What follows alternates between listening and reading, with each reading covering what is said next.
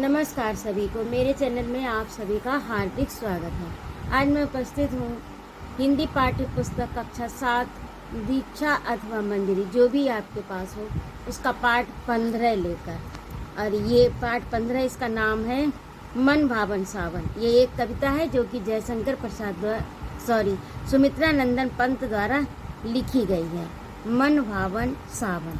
झमझम झमझम मेघ बरसते हैं सावन के, छम छम छम छम गिरती बूंदे तरुओं से छनके, चमचम बिजली चमक रही रे उर्मे घन के, थम थम दिन के तम में सपने जगते मन के।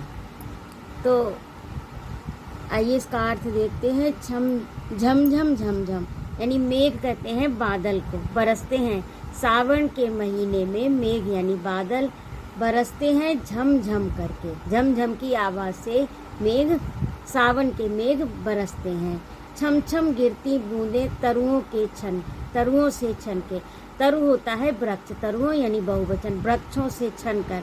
आपने देखा होगा बिजली से आपने देखा होगा कि वृक्षों से पानी जो है वो नीचे टपका करता है। जब पानी बरसता है तो आपने देखा होगा कि उसके नीचे से भी पानी आता है, तो ऐसा लगता है कि पानी ये छन के आ रहा है। ये कभी कल्पना कर रहा है कि छम छम गिरती बूंदें, छम छम करती हुई बूंदें वृक्षों से छनकर पृथ्वी पर गिर रही हैं। चमचम बिजली चमक रही रे उर्मे घन के। घन का अर्थ भी बादल होता है, उर माने हृदय होता है, और बिजली जो है वो चमक रही है उर्मे घन के। बादलों के हृदय में बिजली भी चमक रही है।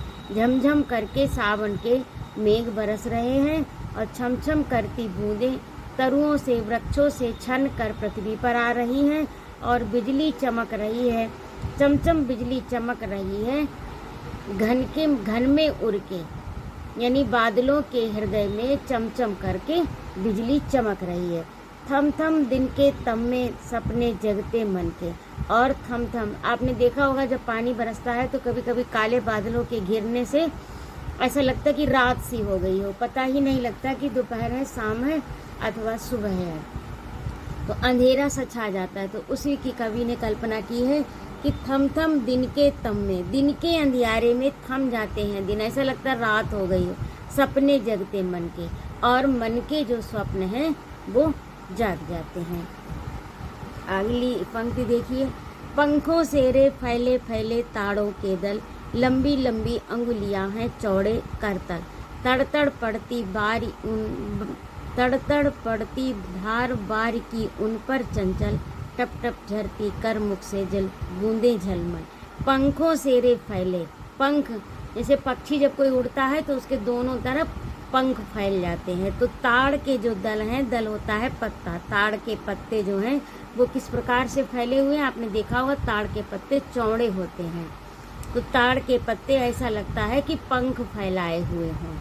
पंखों से रे फैले फैले ताड़ों के दल, ताड़ वृक्ष के पत्ते पंखों के समान फैले हुए हैं। लंबी लंबी अंगुलियां, और उनकी जो रचना है, आपने ताड़ के पत्ते देखे होंगे, उनके आगे ऐसी डिजाइन ऐसी बनी होती है, जो आकृति बनी होती वो उसको कवि ने उंगलियों की कल्पना की है। और चौड़े होते हैं तो उसकी हथेली की कल्पना की, हथेली से उपमा दी है। तो क्या कह रहा है कि लंबी लंबी अंगुलियां हैं, ऐसा लगता है जो आगे उसके कटे हुए सिरे से होते हैं, आपने देखा होगा तो आपको पता होगा।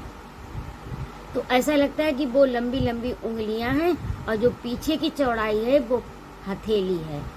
तड़तड़ पड़ती धार, बारी माने होता है पानी, पानी की धार जब पड़ती है तो तड़ तड़ की आवाज़ होती है उन पर चंचल। जब चंचल बूंदों की धार, चंचल पानी की धार उन पर गिरती है तो कैसी आवाज़ होती है, तड़ तड़ की आवाज़ करती हैं। टप टप झरती कर मुख से जल बूंदे झलमल, और फिर उनके ऊपर जब बूंदें गिरती हैं और फिर वो बाद में टपकती हैं तो ऐसा लगता है कि झिलमिल करती हुई जल की बूंदें उनके मुख से टपक रही है। आगे देखिए। नाच रहे पागल हो ताली दे दे चलदल, चलदल कहते हैं पीपल को। तो पीपल का वृक्ष जो है, पीपल के वृक्ष से आवाज़ जो है ताली की तरह आती है, खड़खड़ाहट जैसी आवाज़ आती है। तो इसीलिए कहा है कि नाच रहे पागल हो ताली दे दे चलदल, पीपल के पत्ते ऐसा लग रहा है कि ताली बजा बजा कर नाच रहे हो पागल होकर, यानी उन्मत्त होकर, इतना मस्ती में झूम कर ताली बजाते हुए नाच रहे हैं। झूम झूम सिर नीम हिलाती, और हवा में हिलती हुई नीम ऐसी लगती है कि झूम झूम कर मस्ती में, यानी पानी बरसने की खुशी में झूम झूम कर अपना सिर हिला रही हो, सुख से भी अव्वल, और बहुत सुखी है, बहुत प्रसन्न है, अपनी प्रसन्नता प्रकट कर रही है सिर हिलाकर। नीम का पेड़, हर सिंगार झरते बेला, कली बढ़ती प्रतिपल, और बेला की कलियां जो हैं बढ़ती, यानी बेला की कलियां लगातार प्रतिपल बढ़ती हैं। सावन के महीने में बेला में कली खूब आ जाती हैं। और हर सिंगार झरते, हर सिंगार का फूल बहुत कोमल होता है, तो जरा सी भी पानी या हवा की चोट पड़ती है तो वो सब गिर जाते हैं जमीन में। हर सिंगार झरते बेला, कली बढ़ती प्रतिपल, हंसमुख हरियाली में खगकुल गाते मंगल।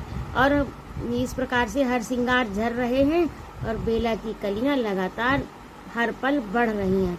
हंसमुख हरियाली में खगकुल गाते मंगल, और इस प्रसन्नता रूपी हरियाली में, चारों ओर हरियाली फैली है तो पृथ्वी पर प्रसन्नता छाई हुई है। और इसी प्रसन्नता में खगकुल, खगकुल का अर्थ होता है पक्षियों का समूह, कुल का अर्थ होता है समूह, और खग का अर्थ होता है पक्षी, पक्षियों का समूह जब आवाज अपनी निकालता है तो ऐसा लगता है कि इस प्रसन्नता में, पृथ्वी पर फैली हुई इस सावन की प्रसन्नता में, हरियाली रूपी प्रसन्नता पर पक्षी मंगल गा रहे हैं। तो ये था इसका।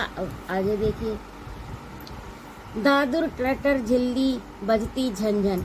दादुर की आवाज कैसी, दादुर कहते हैं मेढक को, मेढक आवाज कैसी कर रहे हैं, टर टर, मेढक की आवाज टर टर होती, मेढक टर टर कर रहे हैं। झिल्ली, झिंगुर बजती झंझन, और झिंगुर की झंझन आवाज हो रही है। म्याओ म्याओ रे मोर, मोर म्याओ म्याओ कर रहे हैं। पीऊ पीऊ चातक के गण, और चातकों के समूह, गण का अर्थ भी समूह होता है, चातकों के समूह पीऊ पीऊ रट रहे हैं, मोर म्याओ म्याओ रट रहे हैं, दादू टर टर कर रहे हैं। और झिल्ली बजती झंझन, झिल्ली होता है झिंगुर, झिंगुर जो है उसकी आवाज झंझनाहट होती है, झंझन करके। उड़ते सोन बलाक, सोन माने सुनहरे, बलाक माने बगुले, सुनहरे बगुले उड़ रहे आद्र सुख से कर क्रंदन, यानी गीले सुख से सुखी होकर। ये पानी जो बरस रहा है तो ऐसा लगता है कि वो भी बहुत प्रसन्नता से आवाज करते हुए सोन बलाक चारों ओर उड़ रहे हैं। घुमड़ घुमड़ घिर मेघ गगन में भरते गर्जन, और बादल बार बार घुमड़ घुमड़ कराते हैं और गर्जना भरते हैं, गर्जना करते हैं। रिमझिम क्या कुछ कहते बूंदों के स्वर। अब कवि प्रश्न कर रहा है कल्पना में कि रिमझिम ये जो बूंदें रिमझिम पड़ रही हैं तो इनके स्वर क्या कुछ प्रश्न कह रहे हैं, मतलब कुछ पूछ रहे हैं या कुछ कह रहे हैं। रोम सिहर उठते छूते वे भीतर अंतर, और रोमांच हो जाता है शरीर में जब ये बूंदें छूती हैं, शरीर को स्पर्श करती हैं तो अंदर और बाहर दोनों जगह रोमांच हो जाता है। धाराओं पर धाराएं झरती धरती पर, लगातार धारा पर धाराएं झर रही हैं, यानी लगातार मूसलाधार पानी पृथ्वी पर गिर रहा है, लगातार धाराएं गिर रही हैं। रज के कण कण में तृण तृण को पुलकावली भर, रज मानी होता है धूल, रज के प्रत्येक कण में, जब पानी बरसता है तो मिट्टी गीली होती है और फिर उनसे अंकुर निकल आते हैं। तो वही कवि ने कहा है कि रज के कण कण में, धूल के प्रत्येक कण में तृण, उन अंकुरों को पुलकावली भर, ऐसा लगता हो पुलकावली यानी प्रसन्नता भर दी हो, पृथ्वी के आंचल में तृण रूपी प्रसन्नता भर दी हो इन धाराओं में। अब देखिए अंतिम पंक्तियां। पकड़वार की धार झूलता है मेरा मन, आओ रे सब मुझे घेर कर गाओ सावन। कभी कहता है पकड़वार की, वारी माने पानी, पानी की धारा, यानी बरसात के पानी की धारा को वो रस्सी समझकर झूलता है मेरा मन, उस धारा को पकड़कर मेरा मन झूल रहा है। आओ रे सब मुझे घेर कर गाओ सावन, सभी लोग आओ मेरे आसपास और मुझे घेर कर सावन के गीत गाओ, यानी प्रसन्नता अनुभव करो। इंद्रधनुष के झूले में झूले मिल सब जन, इंद्रधनुष तो आपने देखा होगा जब पानी बरसता है उसके बाद निकलता है, तो इंद्रधनुष के झूले में झूले मिल सब जन, सभी लोग, जन माने लोग, सभी जन इंद्रधनुष के झूले में झूले अर्थात प्रसन्नता में प्रसन्न हो। इस सावन की हरियाली में, सावन की चारों ओर फैली पुलकावली में हम सब प्रसन्न हो। इंद्रधनुष के झूले में झूला झूलें, फिर आए जीवन में सावन मन भावन। और फिर कवि अंत में कल्पना करता है कि ऐसा उल्लासपूर्ण, प्रसन्नतापूर्ण ये सावन जो है बार बार जीवन में आए। तो इस प्रकार से ये आपके पाठ का भावार्थ हो गया। इसको मैंने सारांश के रूप में पूरा लिख दिया है, तो उसे आप देख लीजिएगा। यदि ना समझ में आए तो उसे पढ़ लीजिएगा, तो समझ में आ जाएगा। अगला आपका शब्दार्थ है थम थम रुक रुक कर, तम अंधकार दल पत्ते चल, दल पीपल पत्ते जिनके पत्ते सदैव हिलते रहते हैं, सोन बलाक सुनहरे बगुले आद्रमुख सुख से मग्न होकर। तो ये जो है आप शब्दार्थ लिखिए और इनको याद कीजिए, ये आपके शब्दकोश में वृद्धि करेंगे। प्रश्न अभ्यास में कुछ करने को निम्नलिखित शब्दों की सहायता से कविता स्वयं बनाइए। यदि आपको ये क्षमता है, आपके अंदर कवित्व है, तो इन शब्दों को लेकर एक कविता लिख डालिए। वर्षा ऋतु की कुछ और कविताओं को पढ़िए।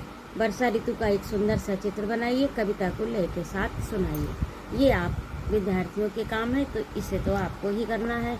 दूसरा है विचार और कल्पना। कविता को पढ़कर आपके मन में सावन का जो चित्र उभरता हो उसे लिखिए। तो जो भी चित्र उभरता हो, आपने कविता पढ़ी है तो आप उसे लिखिए। सावन में चारों ओर हरियाली फैल जाती है, दादुर मोर चातक सोन बलाक सभी खुशी से बोलने लगते हैं। आपको सावन कैसा लगता है 10-15 पंक्तियों में लिखिए। तो ये भी काम आप करिए। अब अगला है पाठ से। तो पाठ वाले में ये मैंने आपको करके दिया है, तो इसे आप देखिए और अपनी उत्तर पुस्तिका में इसको लिखिए और याद कीजिए। पाठ 15 मन भावन सावन का संपूर्ण पद्यांश का भावार्थ। झम झम झल झल, दो पंक्तियां मैंने ली हैं। 8 हैं, 3 पीछे पेज में है, 3 आगे पेज में है, तो मैंने 2 कर ली। तो इस तरह से पैराग्राफ चेंज कर दिया है, तो आप उस हिसाब से देख लीजिएगा। प्रस्तुत पद्यांश में संदर्भ कैसे लिखा जाएगा। प्रस्तुत पद्यांश हमारी पाठ्य पुस्तक दीक्षा अथवा मंदिरी पाठ 15 मन भावन सावन नामक पाठ से लिया गया है और इस कविता के रचयिता सुमित्रानंदन पंत हैं। और प्रसंग प्रस्तुत कविता में कवि ने सावन का मनोरम चित्रण किया है। मनोरम का अर्थ होता है मन को रमने वाला, जिसमें मन लग जाए, वो मनोरम होता है। अब इसका भावार्थ देखिए। कवि कहता है कि सावन के मेघ झमझम की आवाज करते हुए बरस रहे हैं और बूंदें छम छम करती हुई वृक्षों से छन छन कर पृथ्वी पर गिर रही हैं, छन छन कर पृथ्वी पर गिर रही हैं तथा चमचम करती हुई बिजली बादलों के हृदय में चमक रही है और दिन में अंधेरा हो जाने से मन के स्वप्न जागृत हो जाते हैं। अब इसको मैंने पैराग्राफ चेंज कर दिया, तो अब 2 का ये हो गया। अगला ये देखिए। पंखों के समान ताड़ के वृक्षों के पत्ते फैले हुए हैं और ऐसा लगता है कि उनकी लंबी लंबी उंगलियां और चौड़ी हथेली पर वर्षा के पानी की धारा चंचलता से तड़ तड़ कर गिर रही हो और फिर पृथ्वी पर टप टप कर गिरती हुई बूंदें मानो उनके हाथ और मुंह से गिर रही हैं। नाच रहे से लेकर गर्जन तक। अब देखिए, प्रस्तुत का संदर्भ इसका पूर्ववत रहेगा, प्रसंग बदल जाएगा। प्रस्तुत कविता में कवि ने वर्षा का मानवीकरण किया है। तो कवि कहता है कि पीपल के पत्ते पागलों की भांति नाच रहे हैं और ताली बजा रहे हैं। नीम प्रसन्नता से अपना सिर हिला रही है तथा हर श्रृंगार के फूल झर रहे हैं और बेला की कलियां प्रतिपल हर पल बढ़ रही हैं। चारों ओर प्रसन्नता की सूचक हरियाली में पक्षियों के समूह मंगल गा रहे हैं, पक्षियों के समूह मंगल गा रहे हैं। दादुर, मेढक टर टर, झींगुर झन झन, मोर म्याऊ म्याऊ तथा चातक प्यू प्यू बोल रहे हैं। सुनहरे बगुले भीगे हुए मुख से आवाज करते हुए उड़ रहे हैं। और अगला है कि आसमान में मेघ घुमड़ घुमड़ कर गर्जना कर रहे हैं। तो इसका यहाँ तक हो गया। अब रिमझिम सम्मन भावन तक। संदर्भ पूर्वत रहेगा, प्रसंग इसका बदल जाएगा। प्रस्तुत पद्यांश में कवि ने वर्षा ऋतु का वर्णन करते हुए जन जन के जीवन में उल्लासपूर्ण सावन की पुनः पुनः आने की कामना की है। अब इसका भावार्थ देखिए। कवि कहता है कि रिमझिम करते हुए बूंदों के स्वर क्या कुछ कह रहे हैं। ये बूंद जब स्पर्श करती हैं तब रोम सिहर उठते हैं, अर्थात रोमांच हो जाता है। इनका स्पर्श अंदर बाहर अर्थात तन और मन दोनों को रोमांचित कर देता है। पृथ्वी पर गिरती हुई धाराएं धूल के कणों में तृण रूपी प्रसन्नता भर देती हैं। कवि कहता है कि मेरा मन, यहाँ पर ये छूट गया है, यहाँ पर लिखा है, कवि कहता है कि मेरा मन इस पानी की धार को रस्सी के समान पकड़कर झूलने को करता है। सभी लोग आओ और मुझे घेरकर सावन के गीत गाओ। इंद्रधनुष के झूले में अर्थात सुंदर मनोहारी वातावरण में सभी लोग आमोद प्रमोद मनाएं। इस प्रकार ये उल्लासपूर्ण मनभावन सावन पुनः पुनः जीवन में आए। तो ये आपका भावार्थ हुआ। अब अगला आपका अभ्यास कार्य के अंतर्गत है पाठ से। तो पहला प्रश्न है, ताड़ के पत्ते किस रूप में दिखाई देते हैं? तो ताड़ के पत्ते पंखों जैसे चौड़ी हथेली और लंबी उंगलियों के रूप में दिखाई दे रहे हैं। हर सिंगार और बेला के फूलों पर सावन का क्या प्रभाव पड़ रहा है? तो हर सिंगार के फूल झड़ रहे हैं और बेला के फूलों की कलियां निरंतर प्रतिपल बढ़ रही हैं। यही प्रभाव पड़ रहा है कि हर सिंगार के फूल झड़ रहे हैं और बेला के फूलों की कलियां निरंतर प्रतिपल बढ़ रही हैं। यही प्रभाव पड़ रहा है। तो इस प्रकार से ये आपका अगला देखिए। निम्नलिखित भाव कविता की किन पंक्तियों में आए हैं? पीपल के पत्ते मानो ताली बजाकर नाच रहे हैं और नीम आनंदित हो रही है। तो ये किस में आए हैं? नाच रहे पागल हो ताली दे दे चल गए, ये इसमें आया। झूम झूम सिर नीम हिलाती सुख से बिहवन। अगला खा में है, पानी की गिरती धाराओं से धरती के कण कण में हरे भरे अंकुर फूट पड़े हैं। धाराओं पर धाराएं झरती धरती पर रज के कण कण में तृण तृण को पुलकावली भर, ये इस पंक्ति में आया है। और कविता की अंतिम पंक्तियों में कवि ने क्या इच्छा व्यक्त की है? तो कविता की अंतिम पंक्तियों में कवि ने इच्छा व्यक्त की है कि हम सभी मिलकर इंद्रधनुष के झूले में झूलें और ये मनभावन सावन पुनः लौट कर आए। ये मनभावन सावन पुनः लौट कर आए। अब अगला है आपका भाषा की बात। झमझम झमझम मेघ बरसते सावन के, इसमें झमझम ध्वनि सूचक शब्द है।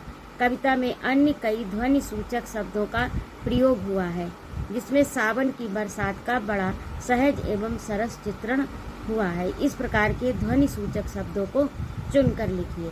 तो ये है तड़ तड़, टप टप, चम चम, घुमड़ घुमड़, झूम झूम, झन झन, छन छन, छम छम आदि। तो इन्हें भी आप नोट कर लीजिएगा।